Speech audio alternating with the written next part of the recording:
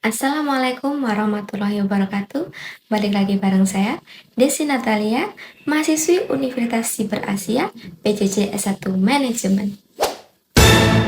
Hari ini kita akan membahas bagaimana masyarakat, perusahaan asuransi, dan pemerintah melalui OJK seharusnya bersikap menghadapi kasus gagal bayar di industri asuransi Indonesia. Seperti kasus Jiwasraya, Asabri, Wana Arta, dan Bagri Life. Kasus-kasus ini bukan insiden tunggal, melainkan kegagalan sistematik yang merugikan banyak pihak. Latar belakang kasus tersebut adalah kasus Jiwasraya, gagal bayar lebih dari 16 triliun, Wana Arta Life dengan dugaan penggelapan dana nasabah, hingga Asabri yang merugikan negara dengan nilai 22 triliun. Menunjukkan betapa lemahnya regulasi, pengawasan dan literasi keuangan masyarakat. Dampak kegagalan sistematik itu sendiri yaitu kerugian besar bagi nasabah, hilangnya kepercayaan publik terhadap industri asuransi, beban tambahan bagi negara, dan juga reputasi perusahaan asuransi menurun drastis. Lalu bagaimana sikap masyarakat dan konsumen itu sendiri menghadapi ini?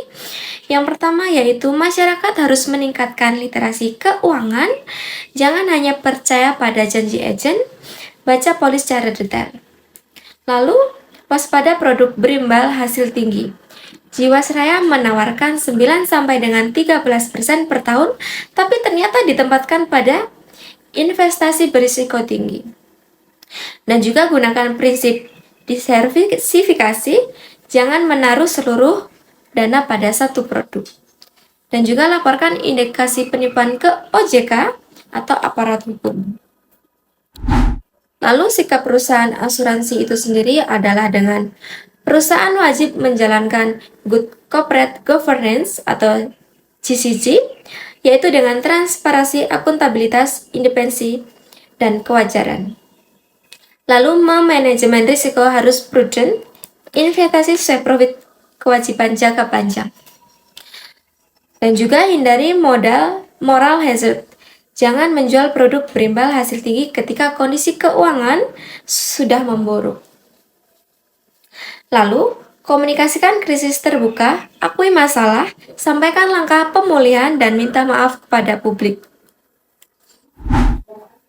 Dan sikap pemerintah atau OJK itu sendiri yaitu OJK harus memperkuat pengawasan agar kasus serupa tidak berulang. Penegakan hukum juga harus tegas. Tindak cepat kasus fraud seperti Wana Arta.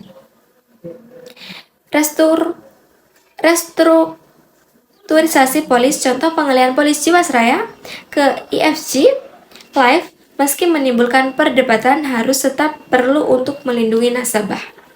Yang selanjutnya adalah edukasi publik, kampanye seperti literasi keuangan agar masyarakat lebih kritis. Lalu yang terakhir adalah kesimpulan menghadapi kasus-kasus seperti ini, yaitu masyarakat harus kritis, perusahaan wajib transparan dan prudent, sementara OJK harus tegas dan edukatif. Dengan langkah bersama, kepercayaan terhadap industri asuransi bisa dipulihkan. Berikut adalah referensi yang digunakan untuk mengupas semua tuntas kasus ini.